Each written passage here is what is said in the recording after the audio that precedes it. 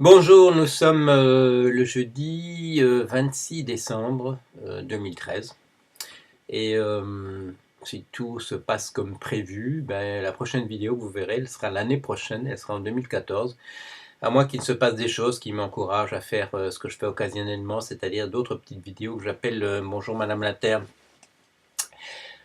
Alors le moment n'est peut-être pas mal choisi pour faire un petit bilan de l'année 2013. Alors comment la caractériser? Eh bien je dirais que c'est une année où on nous a essayé de nous vendre vraiment des tas de salades.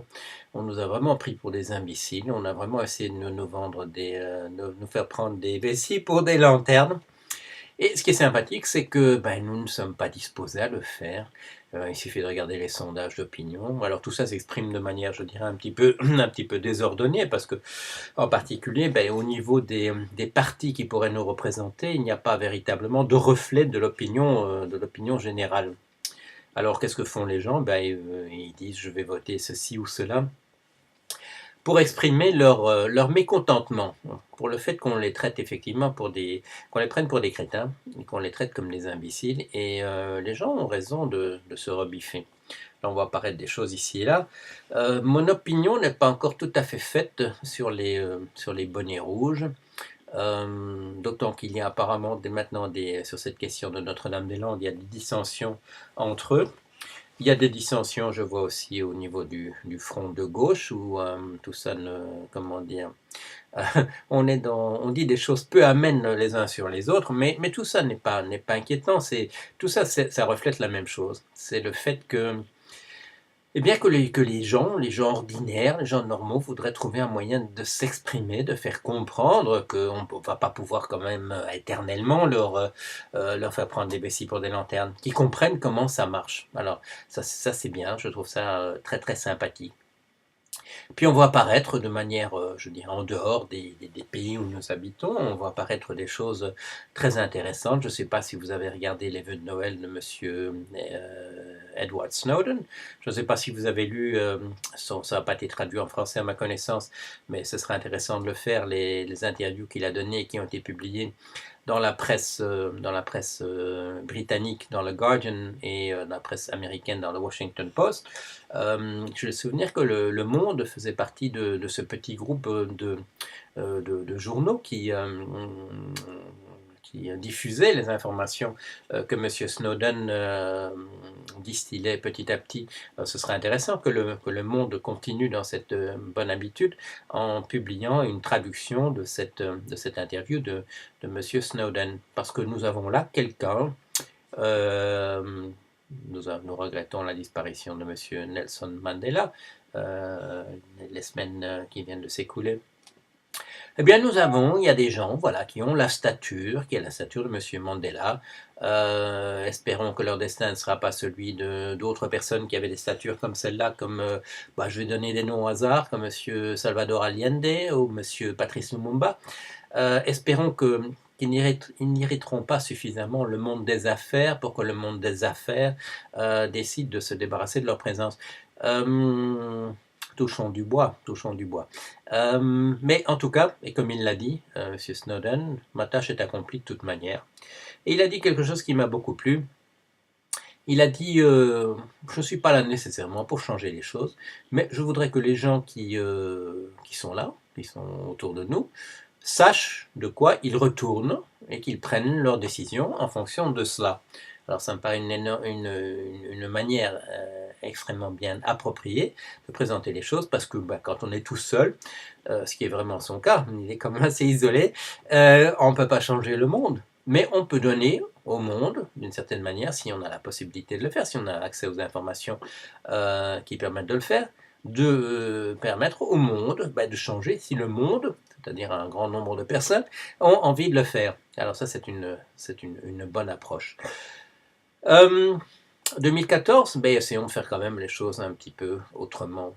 Moi, j'ai le sentiment que, pour le moment, là, depuis, je sais pas, depuis un mois, ça va dans une bonne direction. Il y a eu une époque que vous avez peut-être vue, c'était 2012, 2013.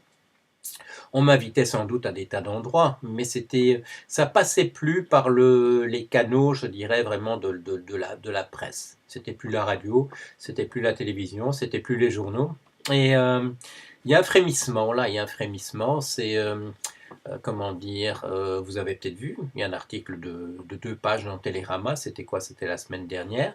Il y a des choses à sortir dans Le Parisien. Voilà, Le Parisien, c'est pas généralement le type, de journaux qui me publient. Il va y avoir quelque chose qui va sortir dans l'Humanité, dans les jours qui viennent. Qu'est-ce qu'il y a encore? Ah, pour la radio, eh bien je passe, à France Culture le 28. Ça, c'est de 11 heures à 12 heures du matin, en fin de matinée.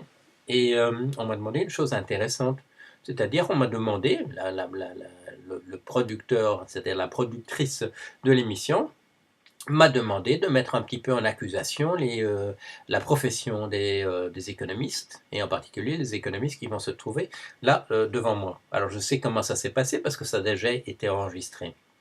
Et encore sur France Culture, bah, le 30, c'est-à-dire, je ne sais plus exactement quel jour c'est lundi de la semaine prochaine probablement. Là, je passe, c'est à 6h45, je suis l'invité d'Éric Laurent et on va parler des réformes, entre guillemets ou pas entre guillemets, du monde bancaire. Voilà. Ah, et d'autres choses encore se précisent. Il y a des invitations qui commencent à venir rapidement, malgré la trêve des confiseurs, pour le début de l'année 2014. Alors, ben, on va continuer. En 2014, on va continuer à faire comme on fait ici depuis, je veux dire sur le blog, depuis 2007. C'est-à-dire, on va continuer à montrer qu'on ne peut pas comme ça nous rouler dans la farine indéfiniment, que on est de bonne volonté. Hein. On dit aux gens, voilà, vous voulez que ça change, eh bien très bien, on va vous aider, on va donner des conseils. Si on veut modifier les choses, si on veut réformer, eh bien on dira comment on pourrait le faire, si on voulait. Mais si rien ne se passe, ou au contraire, si on met les bâtons dans les roues, si on bloque, si on a l'impression, c'est une impression bien entendu, qu'un petit groupe de personnes ne s'attache à des privilèges et préfèrent faire sauter toute la planète plutôt que de changer leurs habitudes, ben, on continuera à dire que ce n'est pas la chose qu'il faut faire. Hein, on est quand même 7 milliards maintenant.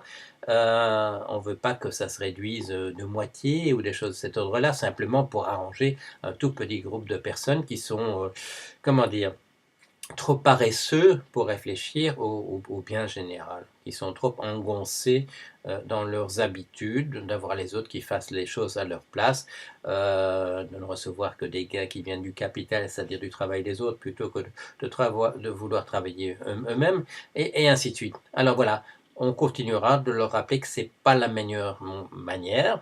Alors, ils ont des moyens, bien entendu. Bon, ils peuvent soudoyer une partie des gens qui sont mécontents pour travailler dans leur sens. Ça, c'est une vieille habitude. On a vu ça dans les années 30. Ça, c'est pas bien. Hein, c'est pas bien, c'est pas bien. Alors, on va essayer d'empêcher ça aussi. Voilà. Eh bien, bonne année. C'est dans les jours qui viennent. Comme je l'ai dit, si j'ai envie d'ajouter quelque chose dans les jours qui viennent, ben, je n'hésiterai pas à le faire. Mais sinon, à l'année prochaine. Voilà, au revoir.